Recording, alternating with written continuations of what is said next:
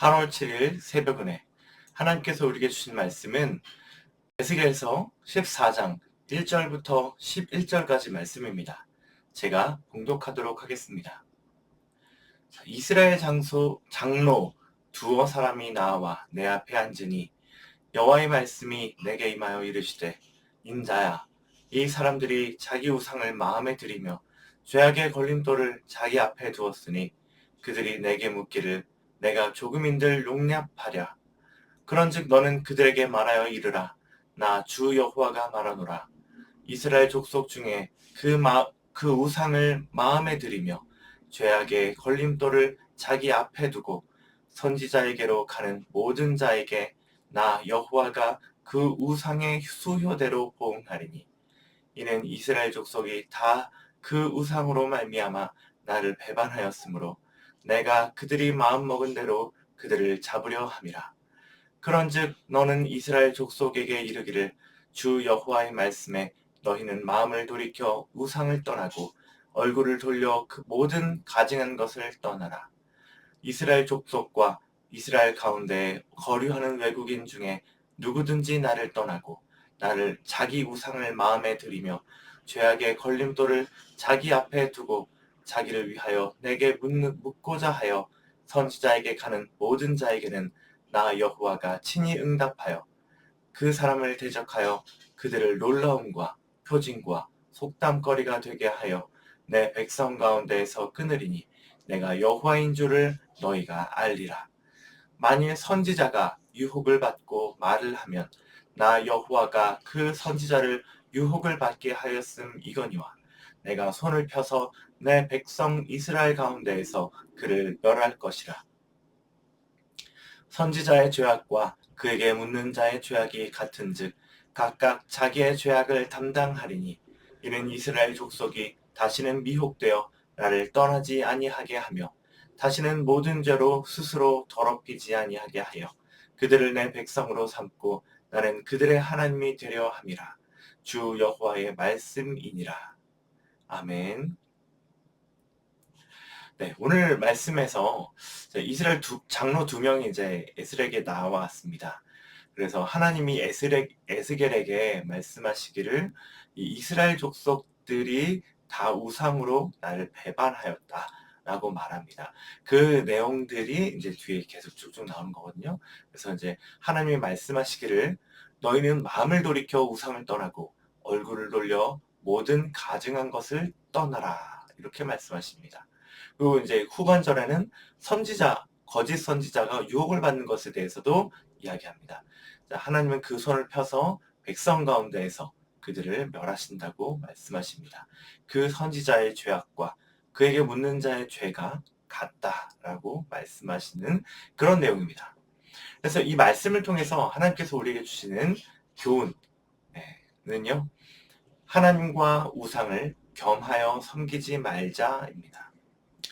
자, 이스라엘의 모습을 가증히 여기시면서 우상 숭배를 꾸짖을 때 우리가 생각하는 그 이스라엘의 이미지가 있잖아요. 그 이미지는요, 철저히 하나님을 떠난 사람을 우리가 그리게 돼요. 하나님을 완전히 잊고 입에서는 하나님이라는 말도 담기 싫어하는, 하나님을 싫어하고 반항하는 고멜과도 같은 그런 사람으로서의 이미지를 우리가 갖고 있거든요. 근데 하나님이 정말로 가증히 여기시는 이스라엘의 모습은요, 오늘 나오는 것처럼 우상과 하나님을 겸하여 섬기는 그런 모습이었습니다. 그들은 입으로는 하나님을 말합니다. 하나님의 축복이 함께하길 바란다고 입으로 얘기를 합니다.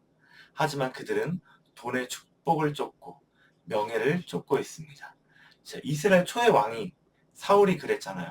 그는 사무엘을 기다리지 못하고 자기 마음대로 제사를 지내버린 사람입니다. 이후에도 사람들에게 하나님이 너와 함께 하시기를 바란다 라고 이야기합니다. 종교가 권력인 이 이스라엘 사회 속에서는 하나님이 아닌 자기의 자존심과 명예를 따르지만 겉으로는 하나님의 이름을 망령되이 일컬으며 하나님의 사람인 척 하는 것입니다. 그런 사람들은요, 더 많이 볼 수 있는데 유다가 멸망할 당시에 있었던 수많은 거짓 선지자들이었습니다. 그들은 이제 하나님이 말씀하시는 그 멸망을 이야기하지 않고요. 사람들이 원하고 듣고 싶어 하는 그런 말들을 이야기를 했어요. 너희들은 멸망하지 않을 거야. 하나님 지키실 거니까. 그렇게 이야기하는 사람들이었습니다. 하나님의 뜻이 아닌 것을 하나님의 이름을 빌어서 사람들이 원하는 대로 말해 준 거예요. 그리고 그들은 그에 상응하는 대가를 받고 그들을 축복하며 기도했습니다. 자, 이런 일은요, 마땅히 경건해야 할 그런 선지자, 거짓 선지자들 뿐만 아니라 백성들의 본이 되어야 할 장로들에게도 자행되는 일이었습니다. 이것을 보시며 하나님은 이 백성들이 이 백성들을 끊어내어서 그 끊어냄이 막 놀라운 표징과 속담거리, 그러니까 이 백성들을 끊어내는 것들이 얼마나 잔인한지, 얼마나 놀랍게 버려지는지를 보여주셔서 증표가 되게 하셨다. 하나님 안 믿으면 저렇게 되는 거야. 우상과 겸하여 섬기면 저렇게 되는 거야.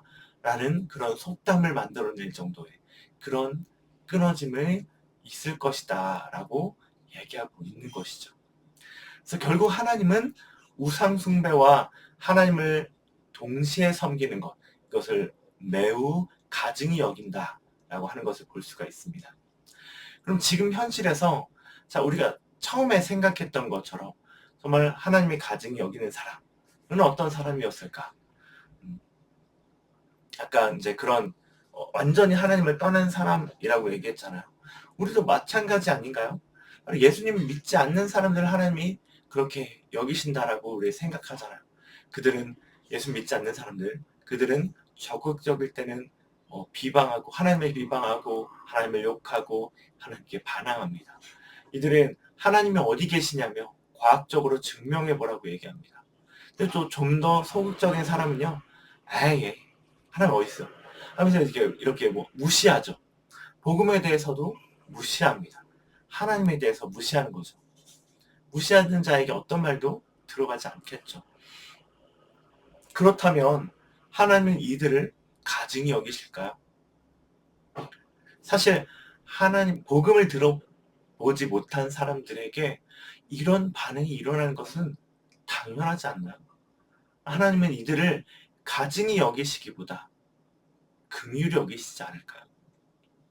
자, 그렇다면 저는 아닐 거야라고 생각하는 때가 많지만 결국 이스라엘 백성들처럼 우리 믿는 그리스도인에게 정말 무거운 책임이 있다는 것들을 깨닫게 됩니다.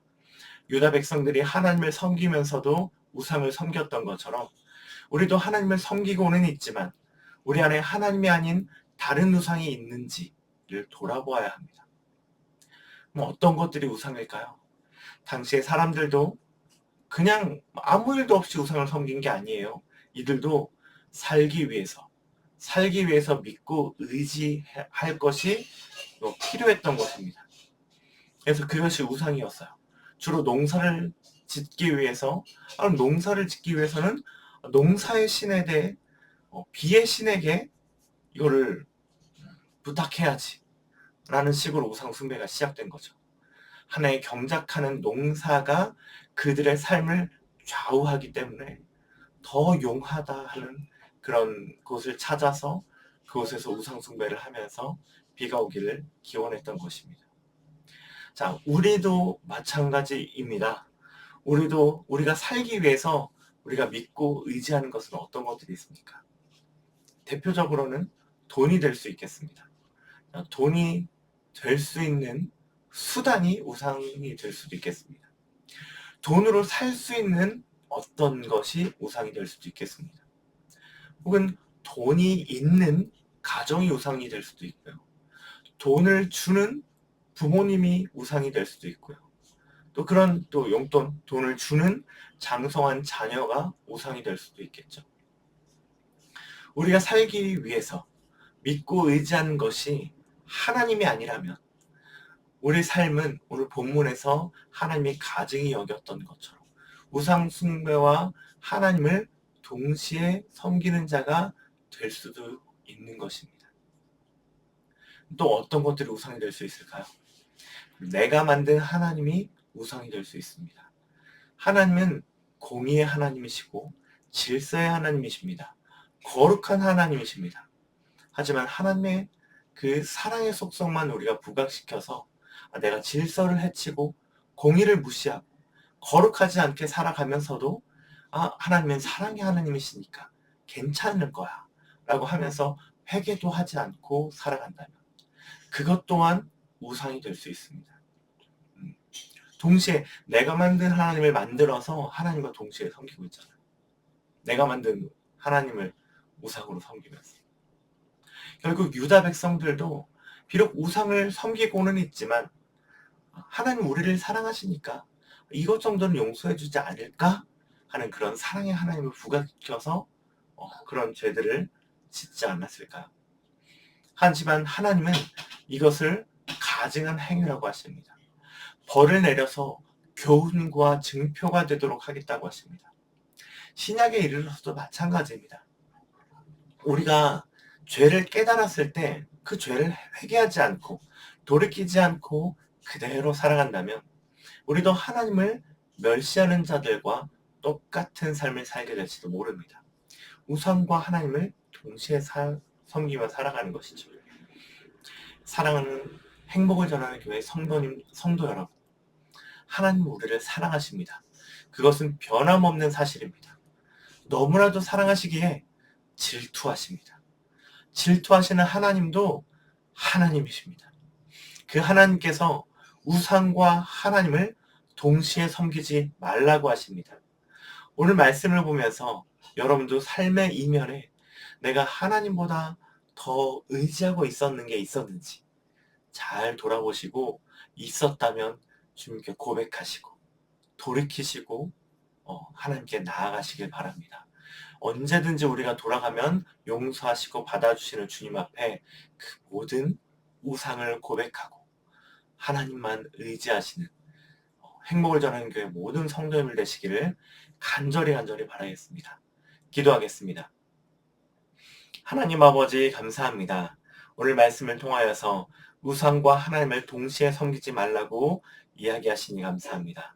하나님, 우리가 하나님이 미워하는 가증히 여기는 사람은 정말 저 하나님을 부인하고 하나님을 인정하지 않는 그런 사람들인 것을 생각했는데 정말 하나님께서 가증히 여기시는 것은 우상과 하나님을 동시에 섬기는 사람들임을 오늘 알게 해주시니 감사합니다. 오늘 내 안에 혹시라도 하나님보다 더 의지하는 것이 있었다면 생각나게 하시고 고백하게 하시고 고백하는 모든 죄악들을 용서하시고 우리를 받아주시옵소서. 주님의 자녀로 오늘 하루 다시 살아갈 수 있도록 우리를 주장해 주시기를 간절히 원합니다. 예수님의 이름으로 기도합니다. 아멘.